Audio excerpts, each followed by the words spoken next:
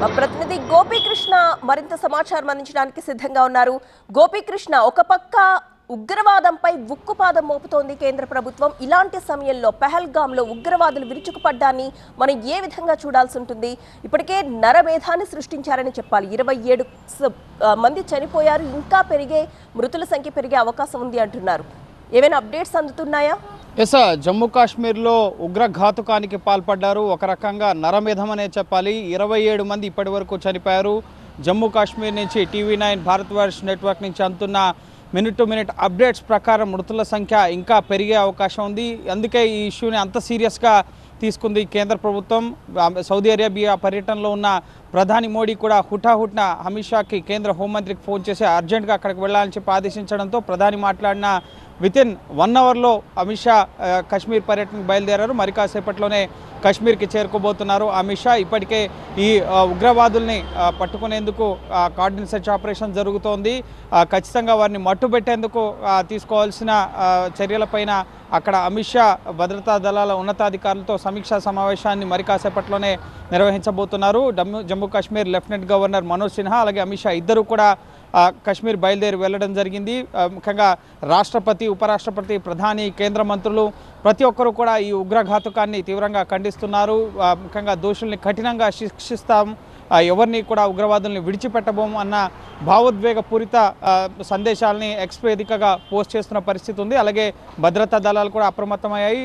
జమ్మూ కాశ్మీర్లో ఉన్న టూరిస్టుల కోసం హెల్ప్ లైన్ నెంబర్స్ని సైతం జమ్మూ కాశ్మీర్ పోలీసులు, అనంతనాగ్ పోలీసులు విడుదల చేయడం జరిగింది. ముఖ్యంగా 5 రాష్ట్రాలకు సంబంధించిన పర్యాటకులు ఉన్నట్లుగా తెలుస్తుంది. మిలిటరీ దుస్తుల్లో వచ్చి మధ్యాహ్నం ఇటు మౌంటైన్ ట్రెక్కింగ్కి వెళ్ళే పర్యాటక క్యాంప్ వద్ద ఈ దాడి జరిగింది. వారి యొక్క ఐడెంటిటీస్ని చెక్ చేసి మరి వారి యొక్క ఐడి కార్డులని, వాళ్ళ పేర్లు, వివరాలను చెక్ చేసి మరి వాళ్ళు చాలా దగ్గరగా కాల్పులు జరిపినట్లుగా కూడా సమాచారం అందుతోంది. సో ఖచ్చితంగా దీన్ని చాలా సీరియస్గా తీసుకుంది కేంద్ర ప్రభుత్వం. ఎందుకంటే జమ్మూ కాశ్మీర్లో ఆర్టికల్ 370 రద్దు తర్వాత ఉగ్రవాదుల ఏరివేత చర్యను ముమ్మరం చేయడం జరిగింది. ఎప్పటికప్పుడు సైనిక బలగాలపైన, అక్కడ ఉన్న లోకల్స్ పైన ఉగ్రవాదులకు దాడులకు పాల్పడుతున్న సమయంలో వారిని మట్టుబెట్టేందుకు కోబ్రా దళాలను అక్కడ మోహరించి కమాండో ఆపరేషన్స్ ఎప్పటికప్పుడు నిర్వహిస్తుంది. కానీ ఫస్ట్ టైం టూరిస్టులని ముఖ్యంగా లక్ష్యంగా చేసుకుని వాళ్ళ ఐడెంటిటీస్ని చెక్ చేసి మరి వాళ్ళని మట్టుబెట్టడాన్ని మాత్రం ప్రతి ఒక్కరు కూడా తీవ్రంగా ఖండిస్తున్నారు. ఇది అమానవీయమైన, హేయమైన చర్యగా ప్రతి ఒక్కరు అభివర్ణిస్తున్నారు. సో భద్రతా దళాలు కూడా చాలా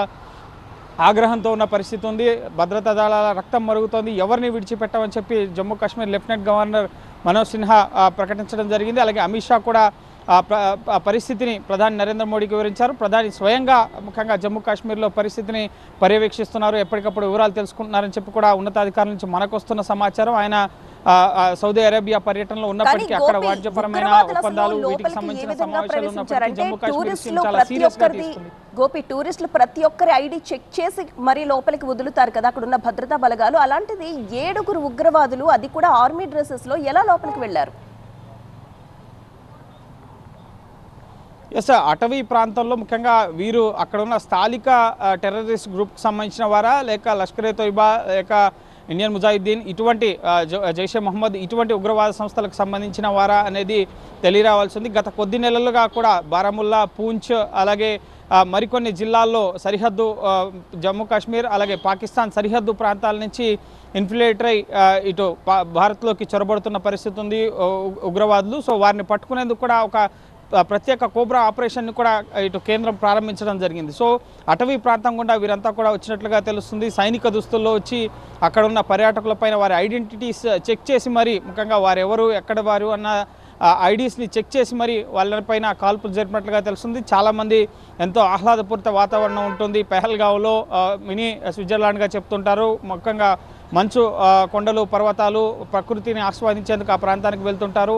అమర్నాథ్ యాత్ర కూడా జూలై నెలలో ప్రారంభం కాబోతోంది. సో ఎప్పుడు కూడా ఇక్కడ ఇటువంటి టెర్రరిస్ట్ యాక్టివిటీస్ అనేవి జరగవు. కానీ అక్కడ ముఖ్యంగా పర్యాటకుల్ని లక్ష్యంగా చేసుకుని ఒక భారీ నరమేధాన్ని సృష్టించేందుకు ముందస్తు వ్యూహంలో భాగంగానే టెర్రరిస్ట్ అక్కడికి వచ్చినట్లుగా తెలుస్తుంది. సో అందులో భాగంగానే ఇంత మేర ప్రాణ నష్టం జరిగింది. ఇంకా అధికారికంగా ప్రభుత్వం ఎంతమంది చనిపోయారు అన్న సమాచారం తెలియపరచినప్పటికీ మనకున్న నెట్వర్క్ ప్రకారం, అక్కడి నుంచి అందుతున్న సమాచారం ప్రకారం 20 మందికి పైగానే ఇప్పటివరకు చనిపోయారు. చాలామందికి బుల్లెట్ గాయాలు అవ్వడంతో వారిని ఎయిర్ లిఫ్ట్ ద్వారా, హెలికాప్టర్ల ద్వారా ఇటు పహల్గాంలోని ఆసుపత్రులకు తరలించి వారికి చికిత్స అందిస్తున్నారు. సో మృతుల సంఖ్య మరింత పెరిగే అవకాశం ఉంది. సో ఈ ఉగ్రదాడి తీవ్రత అధికంగా ఉంది కాబట్టి కేంద్ర ప్రభుత్వం కూడా వెంటనే రియాక్ట్ అయ్యి ఇటు అమిత్ షాని పహల్గాంకు పంపించడం, ఇటు ఉమర్ అబ్దుల్లా కూడా జమ్మూ కాశ్మీర్ ముఖ్యమంత్రి కూడా ఘటన జరిగిన ప్రాంతాలకి బయలుదేరి వెళ్లారు. అక్కడ వరదల పరిస్థితులను సమీక్షిస్తున్న సమయంలోనే ఈ ఘటన జరిగిన నేపథ్యంలో ఆయన కూడా ఈ ఘటనని తీవ్రంగా ఖండించారు. సో ఖచ్చితంగా కేంద్రం ఒక స్ట్రాంగ్ కౌంటర్ని ఉగ్రవాదులకి ఇవ్వబోతోంది. దానికి సంబంధించిన ఆపరేషన్కి సంబంధించే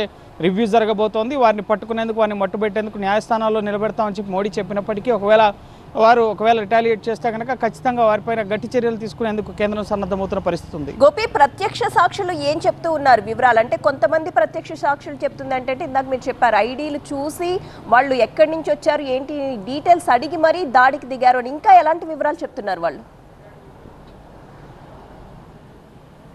ఎస్, స్థానికులు ముఖ్యంగా ఎవరిని టార్గెట్ చేశారు, ముఖ్యంగా నవవధూవరులు కూడా అక్కడికి పర్యాటక ప్రాంతాలను సందర్శించేందుకు వెళ్ళారు. అలాగే ఇజ్రాయెల్ మరికొన్ని దేశాలకు సంబంధించిన వారు కూడా చనిపోయిన మృతుల్లో ఉన్నట్లుగా తెలుస్తుంది. సో అన్ని కోణాల్లో కూడా ఎంపిక చేసి మరి ఈ పర్యాటకుల్ని టార్గెట్ చేసి ఉగ్రవాదులు ఎంచుకుని మరీ హతమార్చినట్లుగా తెలుస్తోంది. సో అక్కడున్న ఐ విట్నెస్లు కానీ సో వారి వద్ద నుంచి కూడా భద్రతా దళాలు ఇన్ఫర్మేషన్ని సేకరిస్తున్నాయి. జమ్మూ కాశ్మీర్ పోలీసులు కానీ అలాగే ఆర్మీకి సంబంధించిన బలగాలు కానీ ముఖ్యంగా వీళ్ళు ఎక్కడి నుంచి వచ్చారు, ఏమేమి ధరించి ఉన్నారు, వారి దగ్గర ఆయుధాలు ఏమున్నాయి, సో ఇటువంటి సమాచారాన్ని సేకరించుకుని ప్రస్తుతం అదనపు బలగాల్ని పహల్గాంలో సున్నిత ప్రాంతాల్లో మోహరించి, ముఖ్యంగా ఎక్కడైతే అటవీ ప్రాంతంలో ఉగ్రవాదులు దాడికి పాల్పడ్డారో సో ఆ ప్రాంతాల్లో మోహరించి కార్డన్ సెర్చ్ ఆపరేషన్ నిర్వహిస్తున్నారు. సో అన్ని కోణాల్లో కూడా ఇటు భద్రతా దళాలు సెర్చ్ ఆపరేషన్ ని అలాగే వారికి లభించిన సమాచారం ఆధారంగా ఆపరేషన్ నిర్వహిస్తున్నారు. Right, thank you Gopi.